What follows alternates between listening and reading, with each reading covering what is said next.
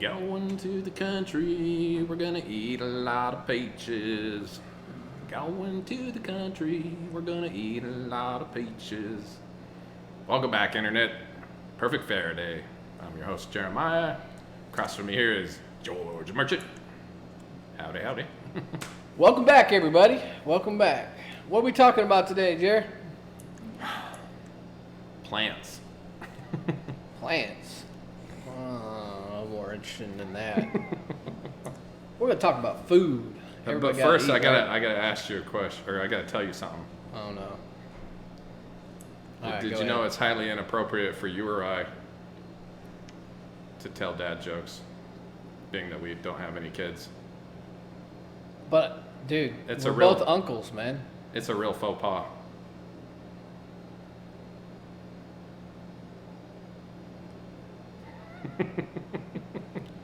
Man, that's terrible. That's just terrible. But we are uncles. Okay. And I think uncle jokes are, they're even worse than... Oh, for sure. Yeah, they're even worse than the dad jokes. Dad jokes are pretty bad, too. So what we wanted to talk about today is actually about food. We actually want to talk about, because I think if anybody's paying attention to the news yet, I mean, I don't think you can go like 2 seconds without somebody popping up something about like food shortages and supply chain issues causing food shortages, or war causing food problems. Everybody, I'm sure, has noticed the price of food like skyrocketing and things of that nature. So I thought maybe we could talk a little bit about sort of the technical things that are going on a little bit, and a little bit from our point of view as to, you know, maybe on the supply chain side, production side of things, and maybe talk about like some solutions, some real solutions and stuff. Because what we got going on now is like we've got a food system that it worked. Okay, it did. It fed a lot of people.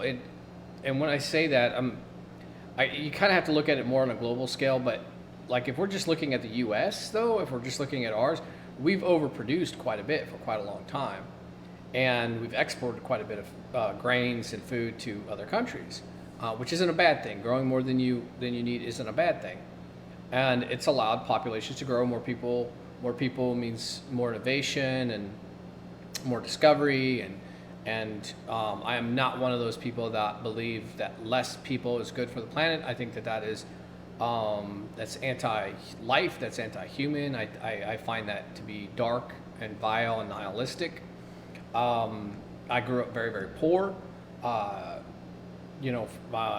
feel like I came from the dirt and, you know, worked where I'm at today. And I realized I've learned a lot along the way. And one of the things that I've learned is that a lot of it's not about how much you make, it's like how much you spend. But if you can keep the basic necessities of life, like such as food, like if you can make that high quality and low cost as much as possible, you enrich the lives of many, many people. Because if you take care of those basic needs, then the stuff that goes beyond that, it frees them to do so much more. So in the past, a larger percentage of our money, and more recently, you know, lately, of course, we're feeling it now too, but in the past, we had to work, 90% of our labor went into, I'm exaggerating a little bit, but not much. 90% of our labor went into putting food in our mouth, like feeding us, feeding our family. That was most of the work, most of our productive time went into that, right? But because of technology, fertilizers, GMOs, that kind of thing, and maybe you might want to talk about GMOs a little bit. I don't want to put you on the spot right there if you're not ready to talk about it. Oh yeah, I was going to say, I know like a lot of people like to demonize GMOs, but that's a pretty broad term. Yeah. What does it mean? It means genetically modified organism, but we've been doing that for centuries. Yeah. We've been selectively breeding stuff for a long time. And I'm talking plants, but I mean animals and stuff. But yeah. As far as plants, I don't think they call like livestock GMO, do they? I don't think so. I mean, I guess they are an organism, but Yeah, I mean, I think the whole GMO thing like gets a bad name, but it's probably because of companies like Monsanto, right? Yeah, I think some of their business practices are pretty bad. Yeah. The way that they've treated some of the farmers, the way you get locked in to where basically that's all you can do. I mean, you guys can take a little time and look at that, and Yeah. there's been a lot of real ugliness around that. I think the biggest two things that stand out without getting too in the weeds about it was just when they were like suing farmers because they ended up with like their seed Blow over Yeah. from a nearby field. Yeah, because they basically made seeds that couldn't reproduce. Like they couldn't Yeah. save the seeds after harvest. Yeah. There was no seed saving. Yeah. And then just like their crops that they genetically modified so they could carpet it with glyphosates, which in and of itself isn't that bad, but I don't know how much has been looked into the long-term effects, on people's health. Well, we're the test, right? Yeah. We're the guinea pigs for a lot of this stuff, the experiments and stuff, and with the change in health issues, if you look at the rise in a variety, of health issues, you might be able to point it back to food. And I think that a lot of people, that's kind of like their common sense. They go, man, it's got to be the stuff that we're eating. Because you talk about the lowering of testosterone in young men. You talk about like bone embrittlement. You talk about heart disease in women. Heart disease didn't even used to exist in women. Yeah. There's like a lot of stuff going on here. Just a lot of stuff going on here that, obviously if you treat your body right, you fuel yourself right, you give it the right nutrients over time, especially in those developing years when you're younger, it's going to lead to a better quality of life. You're going to have less health problems. I mean, it's just kind of common sense, right? I mean, you take a look at a plant, it's a simpler organism than a human being, but you just take a look at something as complex as a plant and you're like, well, it's got to have these nutrients and that nutrients and this amount of sunlight and this. So it's got its system, and that's what we work on for a living, is systems. Its systems require these inputs in order to thrive, right? Yeah. And there's a difference between growing up as a big healthy plant that fruits big fruit and everything, or vegetables just, creates an abundance, and something that grows that's wilted and doesn't produce anything and it just kind of saps up a little bit of stuff out of the soil and everything, but just doesn't really doesn't thrive, right? It's a very weak version. Both plants can exist, and both types of humans can exist, right? Yeah. So how we're approaching our food, I think, is something, because every time people want to, I've talked to a lot of people over the years, and of course I've worked in the maintenance field for a long time. So anytime I talk about food and eating healthy food, you dang hippie, that kind of thought process stuff, and it's like, no, you gotta understand. I'm trying to look at this from a logical standpoint, like what can we do to feed ourselves? I'm not trying to force people to eat what they don't want to eat. Yeah. I just think that the options that are put in front of us, a lot of it's been because of the cost, right? Yeah. Cheap calories. Sugar's gotten so much cheaper than it used to be, and sugar in all its forms. I mean, corn syrup, that kind of thing. I'm thinking of all kinds of sugars. It's gotten so much cheaper in all its forms that it's like in everything, and then most of the stuff that lends itself well to industrial processes that we're familiar with is grain type stuff, things that can be dried, stored, shipped easily, vacuumed in or blown in through piping and stuff like that. Yeah. Those sort of things lend themselves, we've worked on these systems, they lend themselves well to a production process, to a machined, automated process, right? To a highly automated process that can mass produce food. Anytime you start getting into like the meats and the more delicate vegetables and fruits, that doesn't work because this stuff requires refrigeration. As soon as you add refrigeration into the mix right there, your costs compared to this thing that doesn't require, they're just not even on the same table. They're not even close. So you have to think of food as a system that, like, how can we make this efficient and as affordable as possible? Because that still matters. That very much so matters. You want to drive down the cost of food. Yeah. So how do I make this? Is filling up your stomach as important as getting something that's more nutrient dense? Well, I mean, yeah, Because I mean, like people could argue. obviously, like produce that ends up in the market isn't necessarily like the best, most tastiest one. It's maybe the one that looks the best, but it's like GMO'd or whatever. But like Yeah, they may maybe alter something in it, but a lot of times I think that they just crossbreed until they get one. But that touches on the whole like what is it, true to seed. So stuff like apples, if you plant the seed, when it pollinates itself, you're not necessarily going to get that tasty apple. you won't get that taste. No, like you might get a tasty apple, but it's not the same. Like it'll be genetically different, and a lot of times you cross pollinate to get, a different species. Like in that case, but yeah, stuff like avocados and apples, like the Haas avocado has been the same avocado since I think it was the 1700s. It came over from France. It was like some dignitary or something. I can't remember the whole history on it. And then I like me some avocados.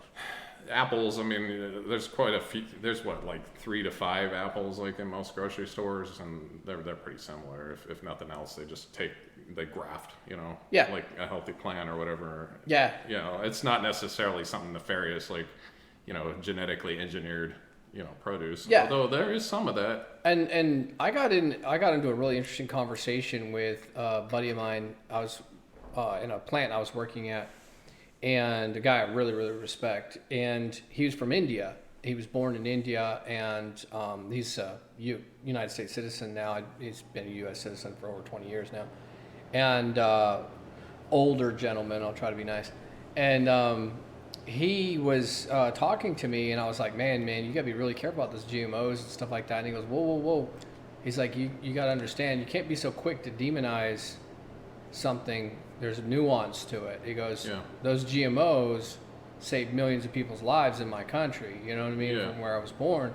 And me and him got into a very good conversation about, the rice and golden rice and the different things I in didn't ever India. have a conversation about with somebody like that until I think I mentioned it to you. But I always kind of like thought of the bigger picture. I'm like, would you rather people die, than to have that, more tasty, like whatever apple? Like no, like there's got to be a line, but and I believe this is one of the areas I believe that we can have our cake and eat it too, so to speak. Yeah. Sorry for the food joke, guys.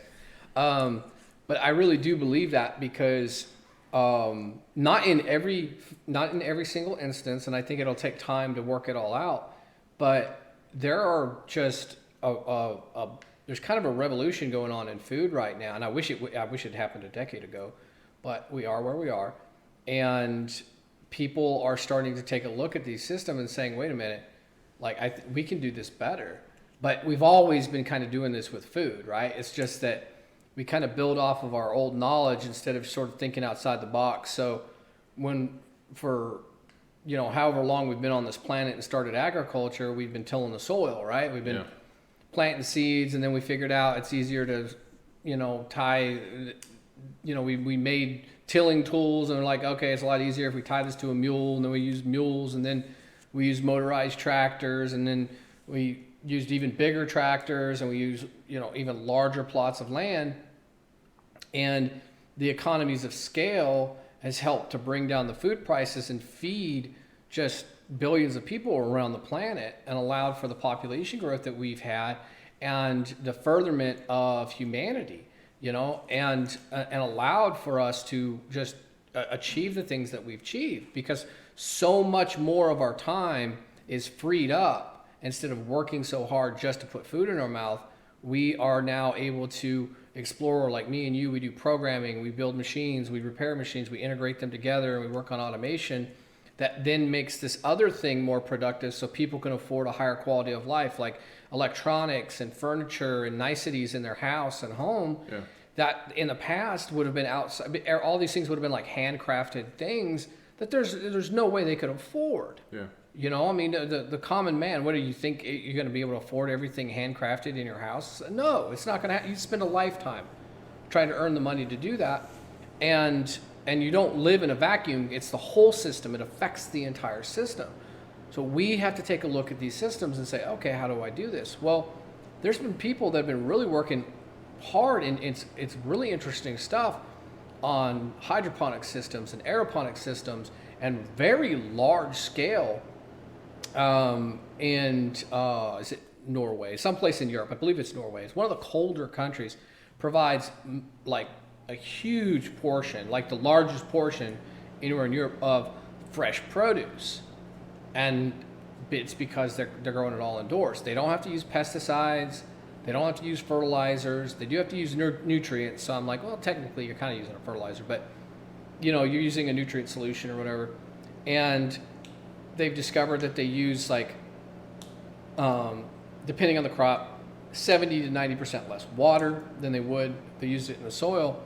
And you're also not using up soil. So people don't understand that like the really good top grade soil, like took like 1,000 years to make, right? You know what I mean? It could take, or it could take hundreds of years to really make it really good where it's down in there deep, but it doesn't take that long for you to use it up. It really, really doesn't. So when we have 90 million, I had it looked up. I think I closed the tab on it or whatever, but I had to look it up because I couldn't remember the number off the top of my head, but we have 90 million acres. Was it 90 million or 100 million? Let me double check that. Yeah, it's 90 million. Okay. So 90 million acres of ours is dedicated to growing corn, right? Yeah. And 95% of that is for ethanol, huh? No. No. Is it actually for? Is it fodder? It's fodder. Okay. Yeah, 95% of it goes into feeding animals, mostly cattle, for dairy and meat, right? Okay. And I'm not wanting to say don't eat meat or anything like that. I believe that eating a healthy, greens and vegetables out of the garden and good fatty beef, I think that's extremely healthy for you. Yeah. And then the proof is in the pudding. Everybody I know that's done that has slimmed down, energy levels gone up, vast health improvement, myself included. And to me, I'm like, this is the healthy way of eating, because I've gone this journey. I've explored these things. I tried to be a vegan for a while. I really did it. I really committed myself. A vagrant. And I wasn't an angry one though, so I never was like, put that steak down. I just stood over there eating my salad, watering mouth.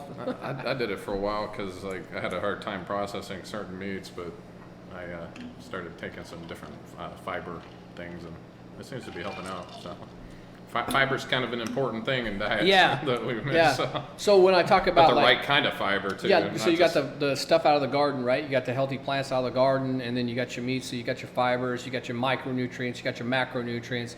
You're gonna feel a lot healthier. And then what they eat is gonna matter too, because the fat profile is affected. The healthy fats is affected by what they eat, what the animals eat that you're eating. I was gonna bring up we feed cattle predominantly corn, you said. So is that like why people say, grass-fed, like cattle's better, Yes. Yeah, that's why. So but that's great and all, but if corn is the better way and gives some people some protein as opposed to a cattle that has a little bit more nutrients, it's still better than nothing, right? Yes. So it's a cost thing, right? But corn is extremely taxing on the soil. Yeah. It's very taxing. So in order for us to keep growing it, we have to put a lot of stuff back into it, i.e. why you have so many fertilizers. And that's the way that most of it's going to be grown, is via fertilizer. And I am not speaking out against farmers at all. I have a high respect and just a huge respect for both corn and cattle farmers. I mean, that world is tough. That world is very, very tough. And I've known some, and they work hard. It's not an easy life. Most of the small farms have been wiped out. It's really tough. So I have a ton of respect for them. And if you offered them a better solution, I do believe that the proof is in the pudding. If you could prove it out to them and say, hey, look, this is what I did, and you can see at scale, if we do the math, see it at scale, this is going to work out better for you, I believe they would take it. Yeah. I mean, cows weren't fed corn forever, you know what I mean? And, most farmers would prefer them grazing and stuff like that, but there's only so much land to graze on. Yeah. You start worrying about clearing issues, and I mean the cost of that much land. I mean you really got to think about all of your inputs, all of the things you invest, and then your continuous inputs as well into this system gets passed on in the price to the consumer. Yeah. So how do we do it? Well, when I was looking, I tripped across this, maybe not even a week ago. I'm really interested. I started a garden. My wife has really done all the work in it, so I cannot take credit for it, okay? She's really the one doing the garden and everything like that. But I am very, very interested in setting up and growing as much of my own food as possible. But I work in automation. I work in controls and electrical controls and stuff. So what am I thinking? I'm thinking, okay, how can I make this as streamlined as possible? So I started looking at hydroponics, and that led into aeroponics. And that's what got me was aeroponics. I said, okay, aeroponics. Not all plants are going to grow the best in hydroponics or aeroponics. One's going to typically be better for a certain type of plant than another. You mostly see people grow leafy greens. I'm sorry, I'm not a cow, I'm not a rabbit. I'm not going to eat salad every day for the rest of my life. Unless I'm starving, I'll do what I have to do to survive. But that's not, to me, like a healthy lifestyle. That's not eating, a little bit's good for you. A lot of it, and only that, I don't think is good for you, though. Yeah. So, what other things can I grow? So I started exploring that and looking at it. You can grow potatoes through aeroponics system. Amazing. I was like, oh my gosh, this is actually very interesting. And cucumbers and strawberries and tomatoes. And I was like, okay, well, now we're talking. Now we got a much more variety of stuff, because we're human beings. We want variety in our diet. I'm like, this is stuff I can and pickle, and I was like, wow, make sauerkraut. And I'm like, you know what? I mean, there's some really great options here for growing a lot of my own food, even if it's just to offset the cost of my grocery bill, because Lord knows that's gone up tremendously. So she's growing this little garden, and we're learning and making mistakes and learning from them, and I think that it's really good. You start somewhere, just get started, right? Well, that led into me tripping across the fodder issue. Okay, I was like, well, I've known farmers that would go over and cut other people's land for hay. They'd say, they'd be like, hey, can we? And sometimes they might even pay the person or whatever. And most people were fine with it. They're like, yeah, you cut it down. And then they'd come back ever so often and cut again and bale it up. And that was fodder for them. Well, the land can only produce so much. So I saw let me click on over to it. Yeah, here we go. Let's see here if we can find it. Not you, it. So this is just like a simple little fodder system. This isn't the exact same one that I saw, but I found it really, really interesting, because when I was looking at this, and it was different than this, because it automatically rolled off of it at the end. I was looking at the system and I was like, that's not an expensive system. Yeah. Coming from our experience in rebuilding machines and automation and everything, I was like, wow, this is actually very, very affordable. You could put these sort of systems together, and they scale. You could do smaller scale for a smaller farm. It's going to be inexpensive. You can do larger systems for much larger farms, and they can be much cheaper. It scales with the system. And I thought, well, there's a lot of advantages to this. It's 3-dimensional. You can only grow off so much land. The weather, you can put a greenhouse over it. You can basically triple your productivity. If you weren't even going up, if you were just talking about tripling your productivity per square foot, but then now add a layer and add a layer and add a layer, right? You've got 4 or 5 of these things stacked high, and you're getting 20 times the amount of fodder out of the same space, and it uses way less water. And I'm not saying you still don't use the land that you have and everything, because you want your cattle. And the way that I saw these set up, they would come out the side of this thing, and it just rolled off, and they looked like the kind of strips of grass that you would put down on your lawn that you might go and buy. you know what I'm saying, turf or whatever that you might buy to put over patches of grass and everything and let it grow. And except there was no soil in it. There was nothing, no dirt or anything like that. This was healthier for the animals. It's easier to digest. It strengthens their immune system. They put on weight faster. The animals go into heat more frequently, so they can breed more often. Yeah. I mean, I was like, good Lord, it's like advantages all the way around. Don't have to use pesticides, so you're not worried about these variables that you can't quite wrap your head around. You're just, leery of, but you're not completely positive one way or the other about. And I was like, these are some really good ideas. These are some really, really great ideas. It's just that I don't think that we're at the point where we're kind of doing them at scale yet. So I'm like, so if we can feed the animals this way and we can feed ourselves this way, then we might not have to also ship as much food very far this way as well, because we can regionalize this stuff more and decentralize this stuff a whole lot more, where in your local area people are kind of growing, because you can grow this stuff year round. You're not having to ship in stuff from across the ocean and everything. You can grow most of your fruits and vegetables. I don't think you're going to be able to grow them all, at least not right now. Maybe eventually we'll get there. Maybe eventually we'll crossbreed plants and find out that, oh, look, we got this hydroponic avocado tree or something like that going on. I mean, I think that's a far reach, because you got to understand avocados. You could still, I would imagine, maybe come up with some type of vertical gardening. It would have to be bigger structures for stuff that actually needs a more established root system, and use some type of hydroponic. Yes.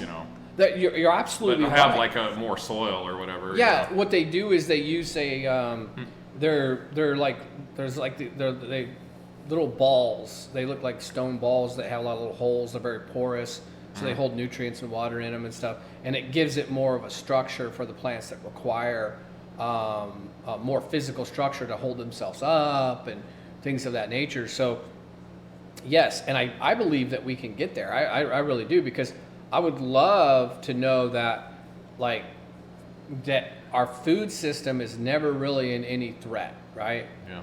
Like, some big accident, some disease breaks out somewhere and wipes out the bananas.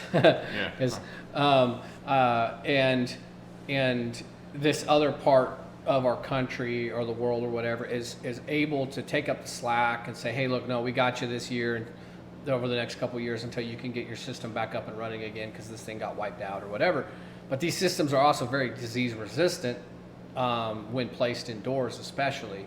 They're extremely disease resistant because, and when I say indoors, I don't mean they don't have to be in actual buildings. Just like, because these greenhouse structures they're cheap. They're not much. A lot of them are not much more than loops with plastic over them and stuff like that. It just helps to keep a lot of the warmth in, and really extends your growing season depending on what you're doing.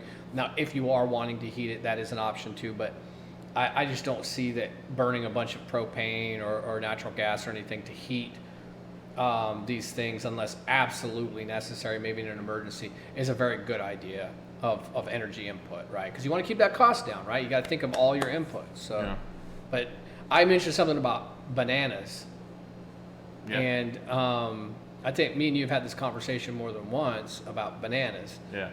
And it's not just the bananas, though. It's actually several more. If you want to elaborate on that, or Oh, well, what do you mean?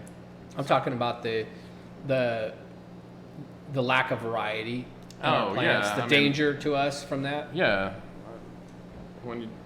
I guess when you keep duplicating the same plant over and over for characteristics, especially it happened once with the bananas. The bananas back in, what was it, the 50s or 60s? What banana candy tastes like apparently was the gross Michael, and it got nearly wiped out, worldwide by a banana blight. So what is it, the Cavendish banana that we have now? Yeah, and it doesn't taste like the banana candy. Yeah. I don't think they do it with strawberries, right? Apples, like I said, and avocados.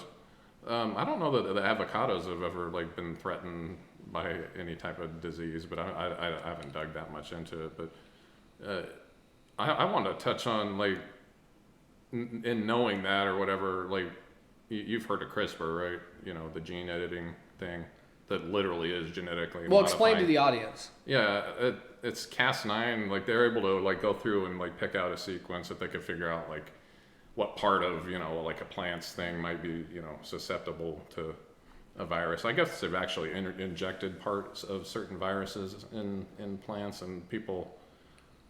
It is something that we have to question, because maybe we're introducing something into it that the plant will be, like, more toxic to us. So, like, there needs to be, like, research into that, and, like, when they do stuff like that. But do you think that's inherently wrong to, like, play God or whatever? Rather, because we do it anyway.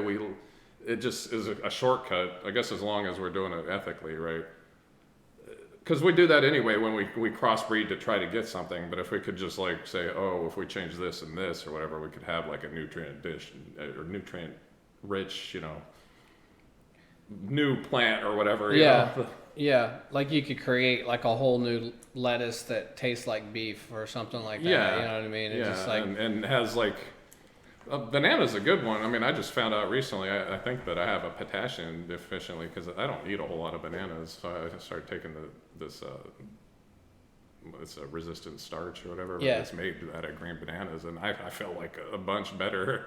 And I was, like, thinking to myself, why would that be? And I realized, like, I watched a video, and a guy took a 10-pound of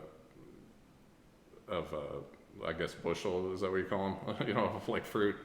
yeah. And used chemistry to get the potassium out of the bananas. It got, like, 2 or 3 grams. Well, potassium's, like, in its purest form, is very highly reactive and explosive. You throw it Yes. in water and it's like boom.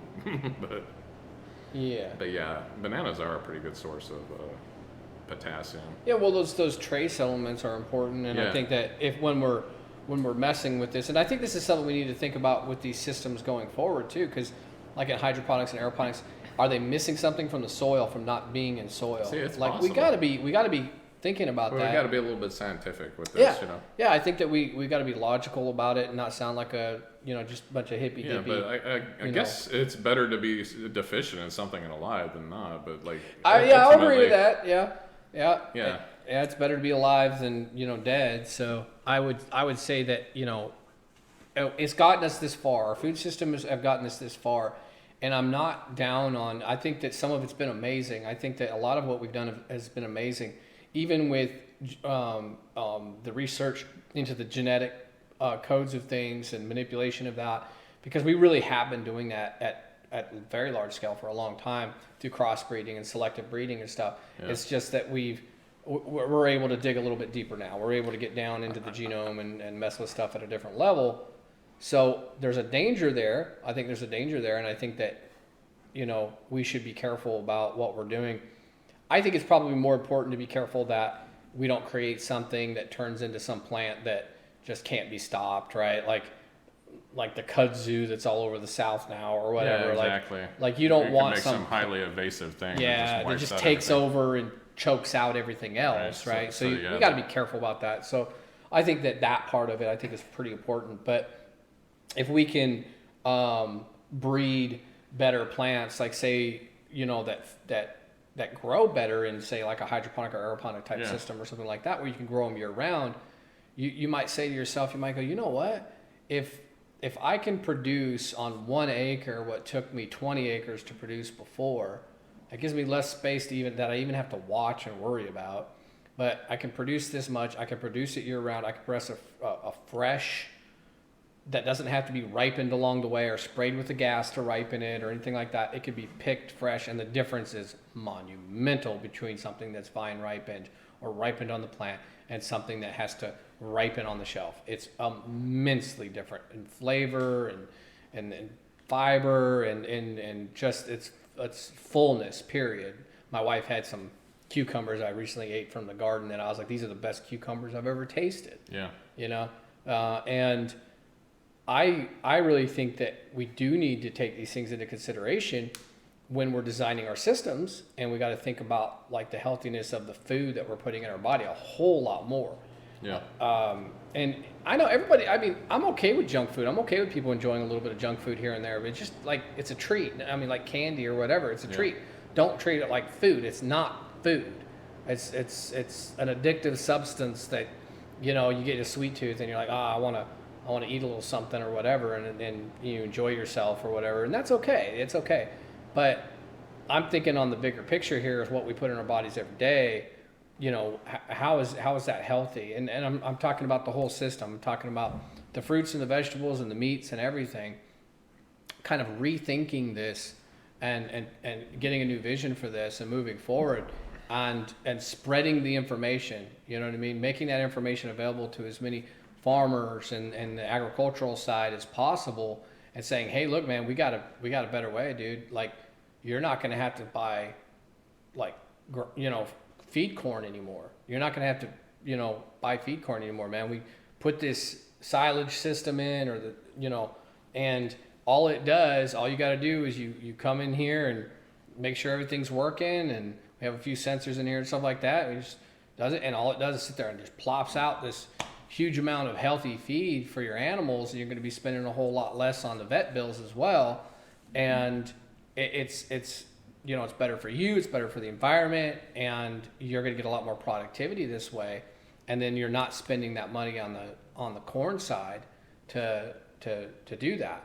Yeah. And then we can use land, you know, for better use, to grow some things that won't grow no matter how hard we try, at least for now, because it's probably going to take us 100 years to figure out how to grow everything in aeroponics and hydroponics, right? Yeah. I don't think we're going to get there overnight, but we could start moving that way, and we could start moving all the stuff that really should be grown during these methods. You know, the more profitable stuff, the stuff that makes sense, the stuff that works, and then discovering breeds that work well with it. Let's go ahead and do that. Let's move in that direction. I mean, did you have anything else to add? I'll just say, and you know, hopefully it doesn't get us canceled, but I was thinking about it. Like, I think some of the people in my life that have spoke out against GMOs, truly genetically modified organisms, I would hope that they were as quizzical.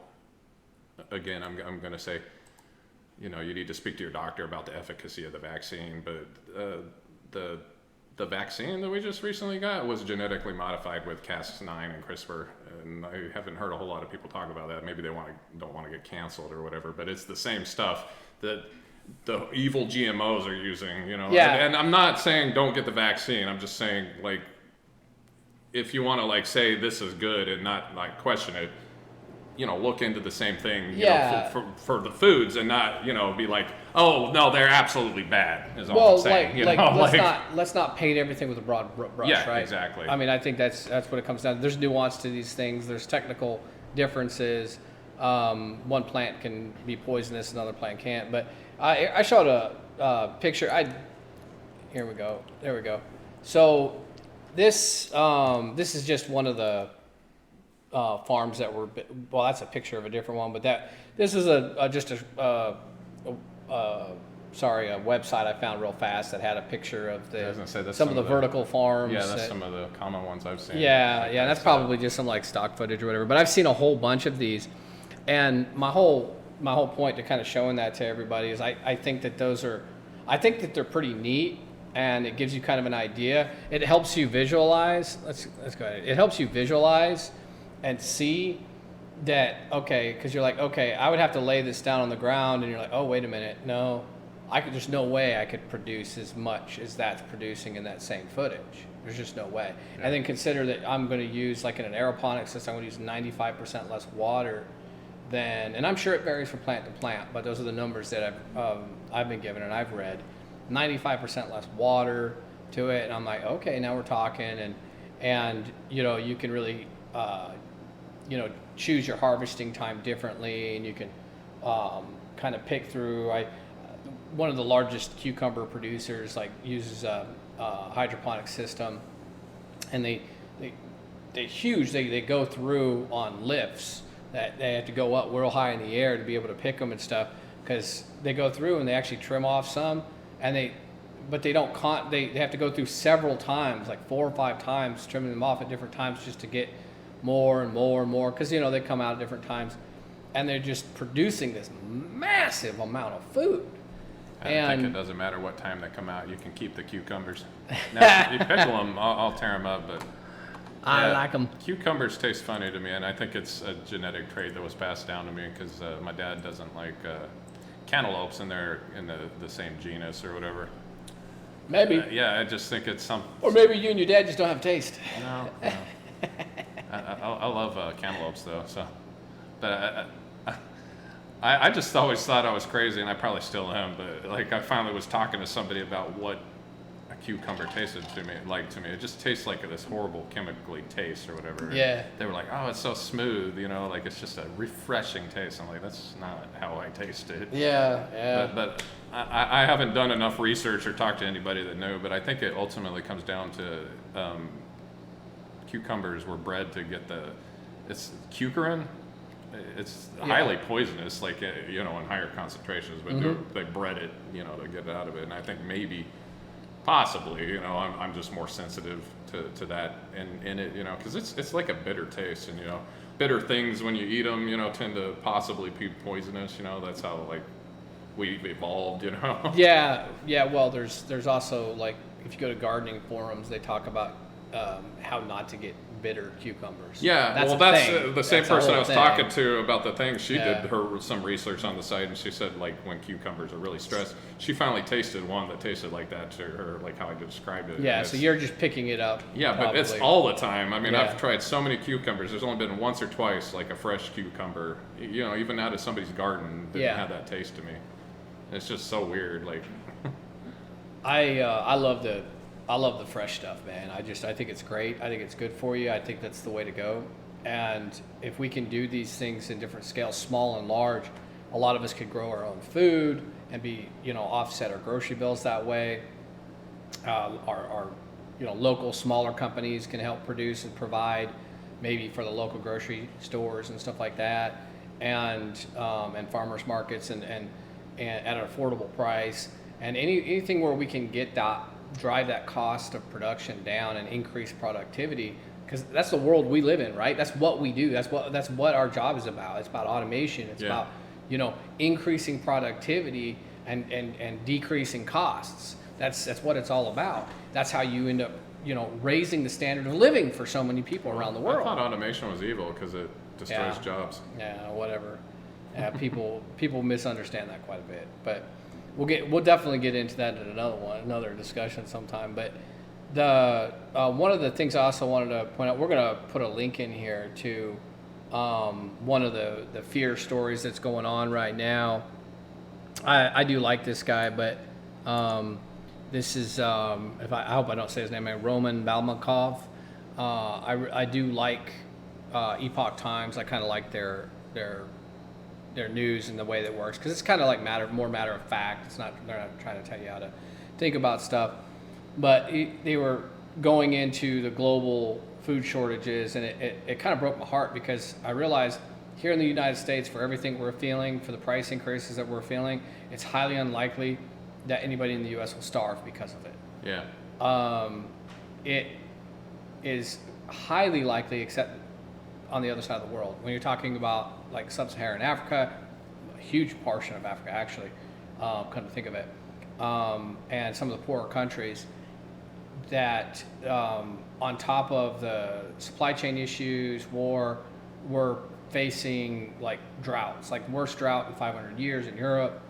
So you've got these things kind of stacked on top of each other, and it's creating this terrible thing that's going on.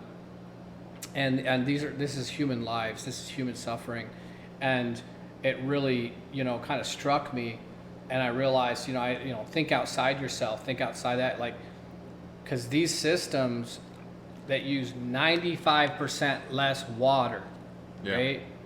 Now all of a sudden it becomes a whole lot easier to produce with a lot less water. Yeah. And in cases like this, if these systems were already in place, yes, we'd still be affected by supply chains. We'd still be affected by other things that are going to come along and everything. The world is always trying to kill us. That's the way it is. Mother Nature gives us life, and she takes it away.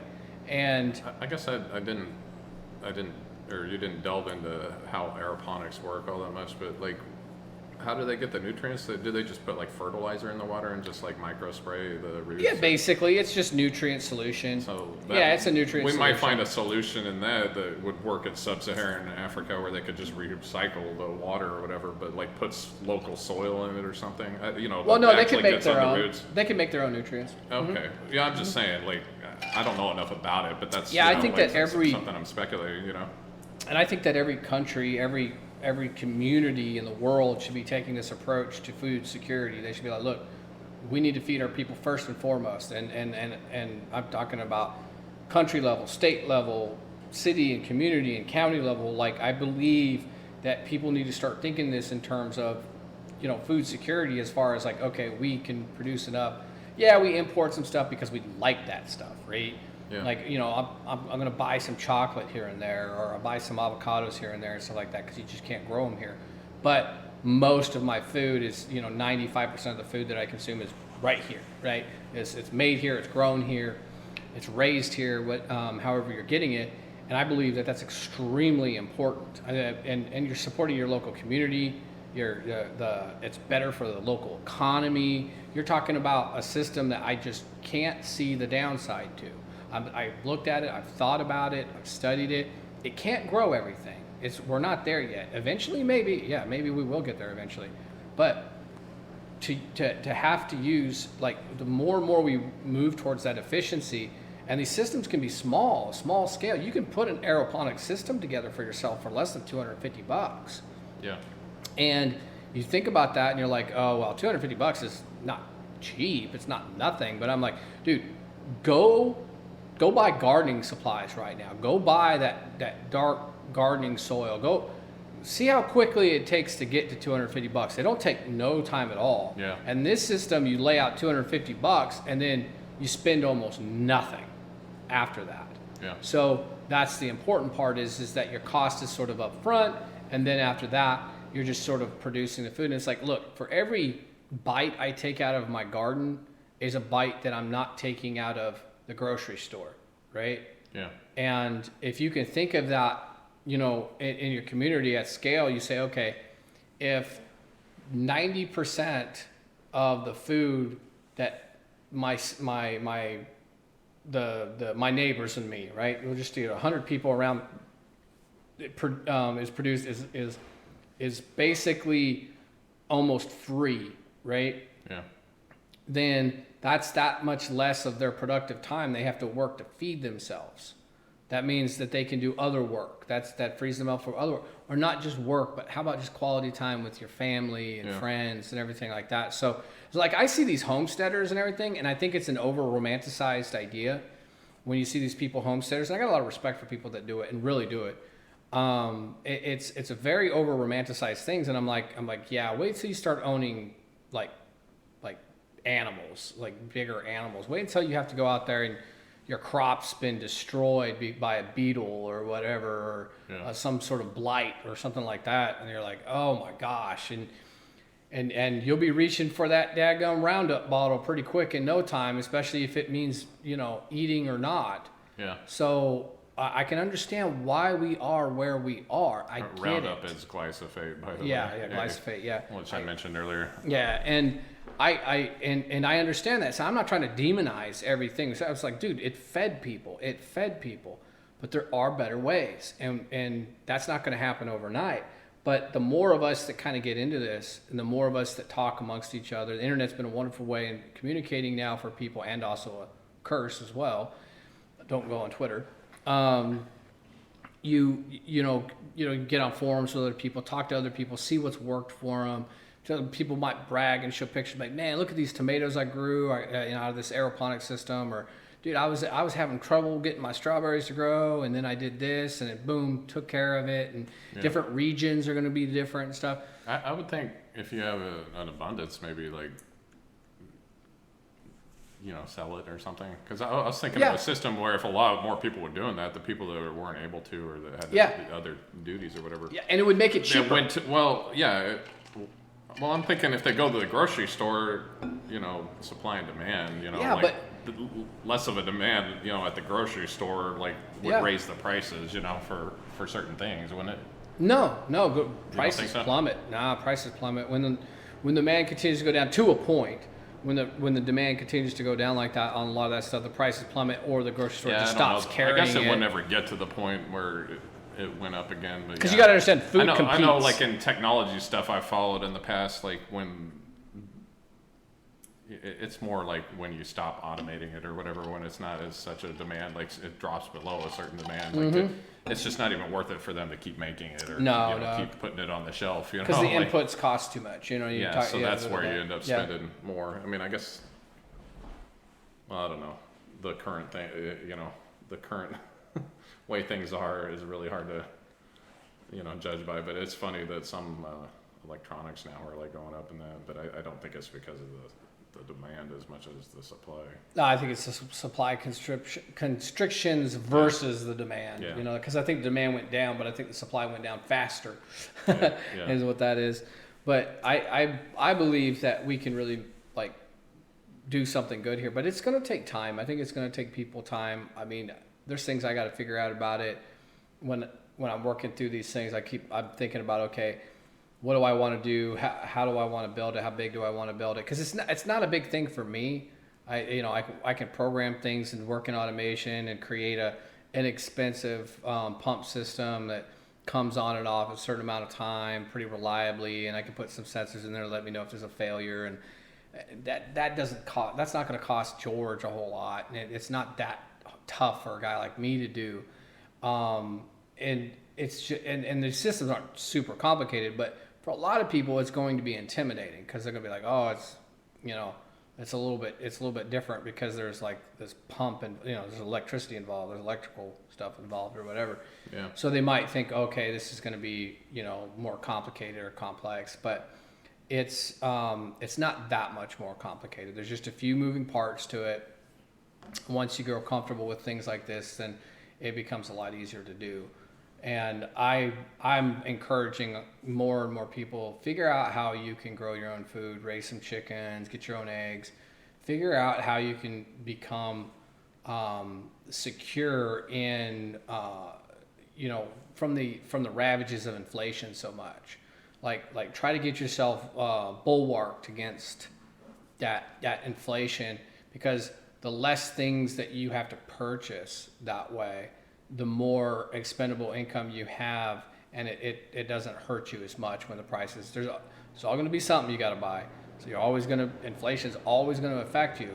But if your bills are less determined by that inflationary cost, stuff like that, if it doesn't hurt your bills so much when it's only 10% of what you buy is subject to inflation, it's going to be a lot easier life for you, a lot easier existence for you. I believe savings. Do you suppose the government will figure out a way to tax growing your own stuff?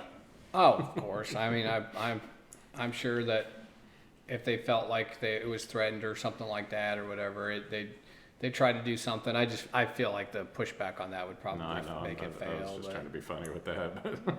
Well, they try to tax everything, right? Yeah. I'm breathing air right now. They'll figure out a way to tax that. Yeah, exactly. They'll figure out how to do. They'll figure out how to do something. That it's free. Yeah. Well, I guess they do tax air in a sense, like in places where they have like emissions control. Right? Oh yeah. So. Yep. Well, man, you want to take us out, bud? Yeah. Anything? Are we missing anything? I didn't want to. I think. Slam the door on it. No, I think I touched on all the points I like. Yeah, me too.